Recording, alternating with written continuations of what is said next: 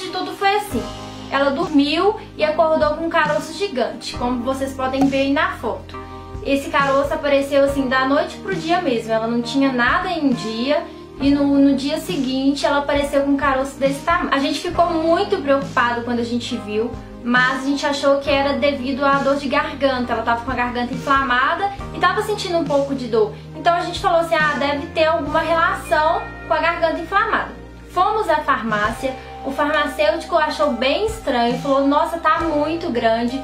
Se fosse devido à inflamação da garganta, seria menor e iria crescendo aos poucos. E já apareceu assim, gigante mesmo.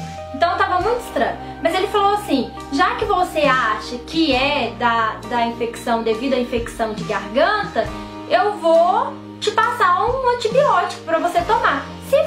Se esse caroço tiver ligação com a garganta inflamada, vai sumir durante dias.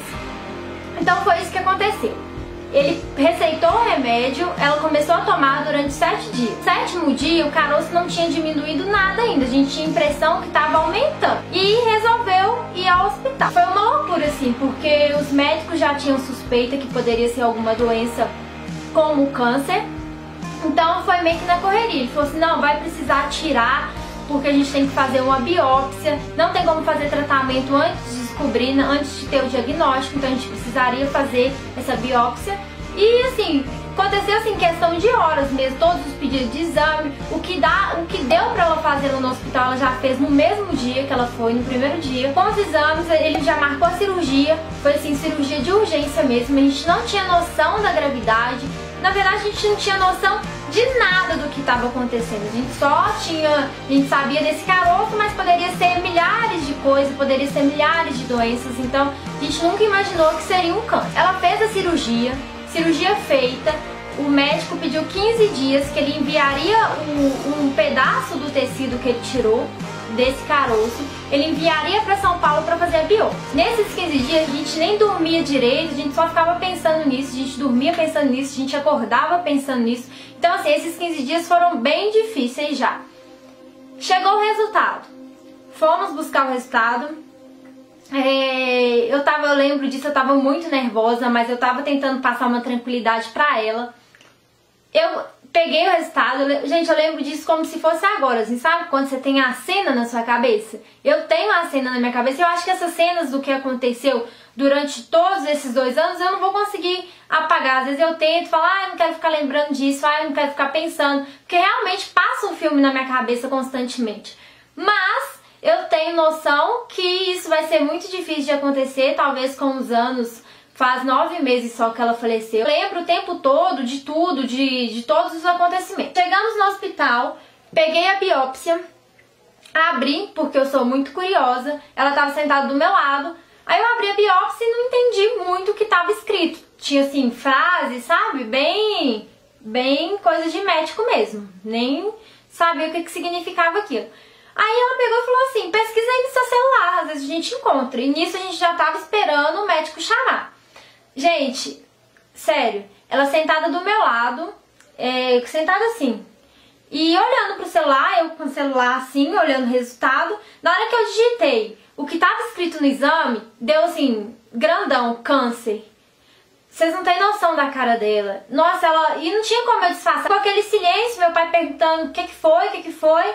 Aí eu peguei e falei, pai, é câncer mesmo. Aí entramos no consultório, isso 2 minutos depois o médico já chamou, entramos no consultório. Cheguei lá no consultório, o médico fez uma cara assim, não muito boa, né? Eu acho que ele tava sem jeito de dar notícia, tava chateado também. Eu já abri o resultado, já vi o que é, vi assim, né? Eu não tenho conhecimento na área, mas pesquisei no Google e vi que é câncer e tal. Aí ele falou assim, sim, só isso, não explicou muito. O médico falou que tinha que procurar um especialista, né, porque ele era só cirurgião, e que teria que fazer uma bateria de exame para descobrir onde que o câncer estava, qual que era o nível, por onde se tinha espalhado, porque não tinha informação nenhuma aí. Ele me deu os pedidos, eu já corri atrás, assim que eu saí do hospital, liguei pro Hermes Pardini, comecei a marcar. Só a Hermes Pardini mesmo, todo o tratamento dela, ela fez lá, só ia aumentando. Um dia, a gente no consultório, o doutor chamou meu pai para conversar, falou que a situação dela era muito grave, que na verdade o tumor estava no intestino, estava no pulmão, estava no fígado, estava no pescoço, ela tinha um caroço aqui também, ainda estava na axila, então assim, estava tomado, né? E gente, eu lembro disso como se fosse agora, como se eu estivesse olhando aqui para essa câmera e vendo essa cena. Meu pai chegou, a gente chegou da clínica, ele veio calado assim no carro. Sério, ele não falou nada. Da clínica até minha casa, veio no silêncio, já tava achando muito estranho. Minha mãe chegou, foi conversar com a minha avó e com o meu avô. Nesse prazo, ele se trancou no banheiro e falou assim, soltou. Aí ele se trancou no banheiro, tava no banheiro, e me falou assim, soltou. O câncer da sua mãe já tá no fígado. Gente, o meu mundo caiu nessa hora. Sério, eu não sabia o que fazer, eu tinha muita esperança que ela fosse operada, que tirasse. Na cabeça da gente, é muito simples as coisas. A gente cria tanta esperança, de cura, que a gente não consegue enxergar. Eu não consegui enxergar a gravidade da situação. Eu pensava assim, tudo bem, tira do intestino, vai ficar só pulmão e fígado. Aí depois tira do fígado, fica só pulmão, tranquilo. Mas as coisas não funcionam assim, infelizmente. A medicina não é avançada o suficiente para curar um câncer de quarto grau, que era o dela. Mas isso não entrava na minha cabeça. Pra mim, era muito simples. Eu imaginava assim, não, abre a barriga, tirou ali, acabou, fechou, espera um pouquinho.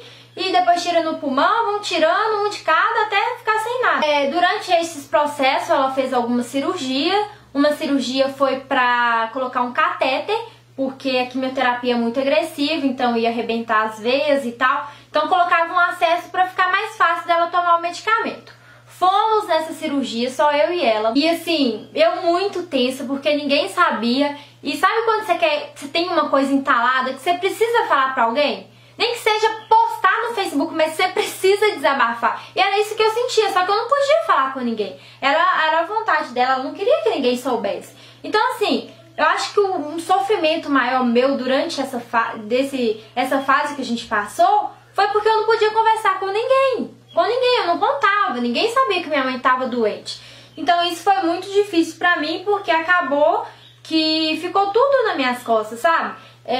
Resultado péssimo, cada vez pior, cada vez o tumor estava maior, cada vez tinha tumor em outros lugares, estava bem espalhado mesmo, e estava espalhando. Ela começou a ficar muito fraca, ela já não conseguia mais realizar as atividades assim normais, como tomar banho, fazer uma comida, se alimentar. Ela tinha preguiça, não é o certo a palavra preguiça. Ela não dava conta de se alimentar sozinha. O garfo, a colher, já era muito pesado pra ela. E ela foi só piorando. Ela foi subir um degrau, gente, desse tamanho degrau. Eu acho que até menor. Sério, assim, o degrau. E ela caiu. Aí a minha ficha começou a cair um pouco, né? Eu vi ela lá no chão, fiquei assim muito assustada.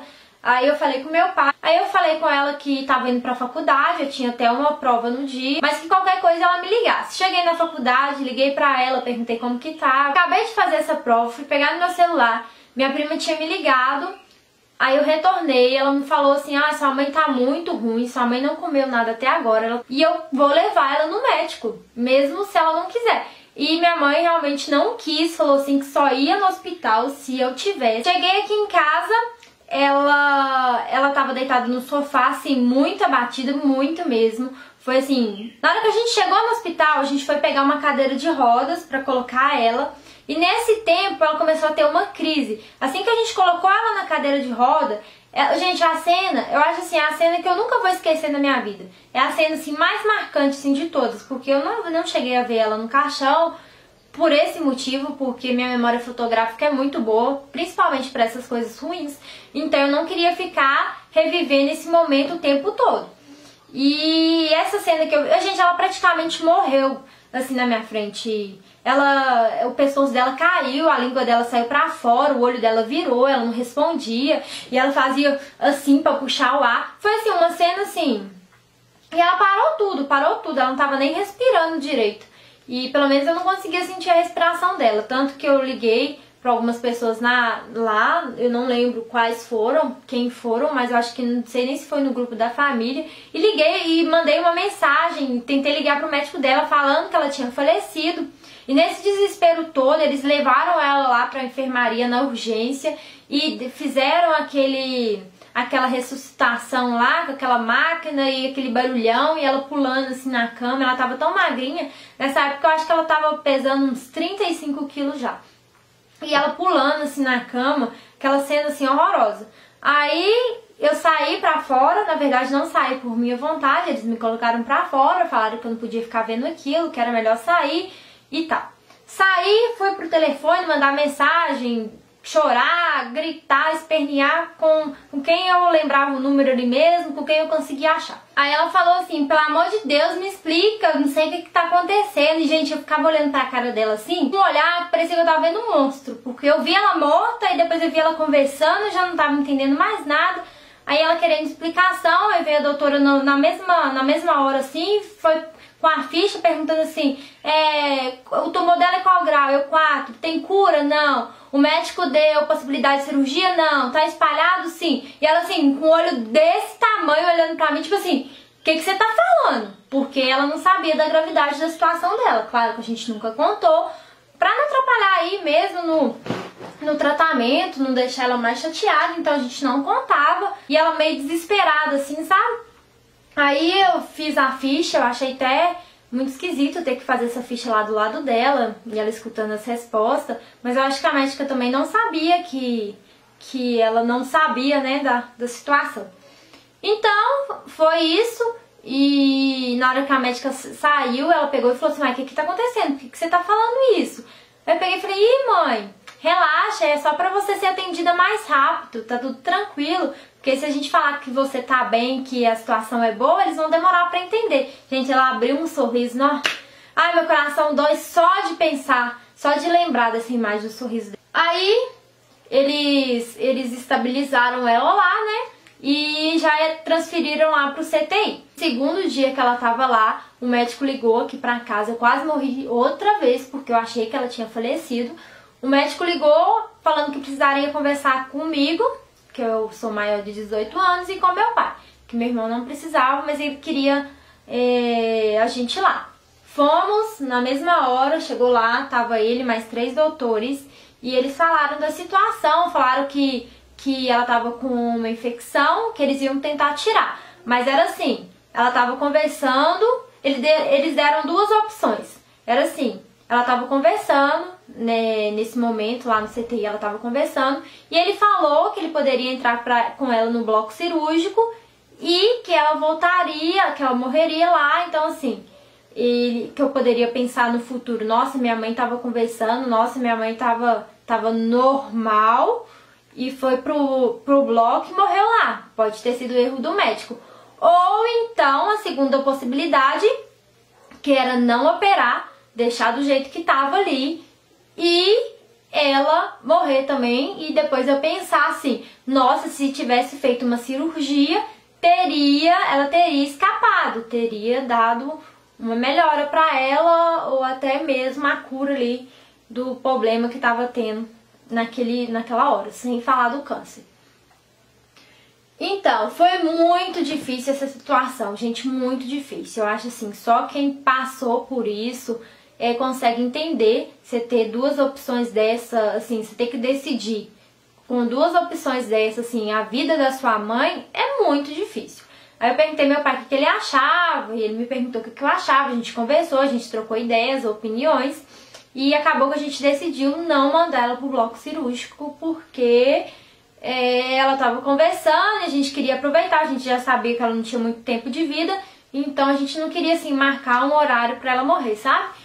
Exemplo, agendar a cirurgia pra 2 horas e saber que ela vai morrer ali 2 horas. A gente não queria ter a gente queria que fosse uma coisa natural, já que ia acontecer mesmo, não uma coisa programada. No outro dia, ela parou de conversar, ela foi assim, gradual, sabe, a morte dela. Cada dia ela tinha uma piora em alguma coisa. Ela primeiro piorou a pressão, aí depois o nível dela de de glóbulos foram lá embaixo. Foi assim, foi uma piora gradativa, sabe? Então, assim, no dia que ela parou de conversar, na verdade, no momento que ela parou de conversar foi comigo, e ela tava respondendo, aí eu perguntei mais uma coisa, a gente tava conversando, eu fiz outra pergunta, e assim, ela olhou pra mim, só mexeu o olho e não conseguiu mais responder. Aí nesse momento, assim, foi um momento assim que eu falei assim, gente, eu não volto aqui mais, porque eu não vou conseguir ver ela desse jeito, eu não vou conseguir ver ela sem conversar. Eu não vou conseguir perguntar e não ter resposta, entende?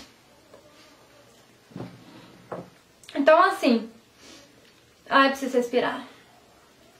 Deus, ajuda a acabar esse vídeo, pelo amor de Deus, tá acabando. Aí eu não voltei mais.